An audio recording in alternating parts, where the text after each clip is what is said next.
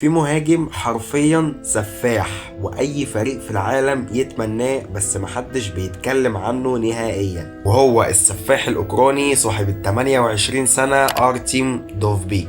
بدأ في نادي ميتلاند الدنماركي وانتقل بعدها لنادي دينيبرو الأوكراني، ومن دينيبرو الأوكراني في موسم 2023 ينتقل لنادي جيرونا ب7.5 مليون يورو. بيقدم موسم أقل ما يقال عنه إنه موسم تاريخي مع جيرونا. لك أن تتخيل إنه في أول موسم ليه في الدوري الإسباني مع نادي جيرونا في 41 مباراة مسجل 25 هدف وصانع 8، تاني هدافين الدوري بعد ألكسندر سورلوس. لك أن تتخيل إن أنت تروح دوري تكون تاني الهداف أول موسم ليك، وده مش دوري ضعيف، ده أنت بتتكلم على الدوري الإسباني اللي فيه ريال مدريد وبرشلونة وأتلتيكو بالمدريد وأتلتيكو بالباو وفرق تقيلة. عشان يثبت لك قد إيه إن هو دوفبيك قدم موسم تاريخي مع جيرونا، الفريق بعدها بموسم في بداية الموسم الحالي يبيعوه لروما بمبلغ 30 مليون يورو، بعد ما كان قبلها بسنة بس شاريينه ب7 مليون. مهاجم سفاح حرفيا وبيخلص من نص فرصة، ومهاجم وفردة تقيلة قوي، ومهاجم يتمناه أي فريق، لكن معرفش ليه مش واخد حقه إعلاميا ولا من الجماهير.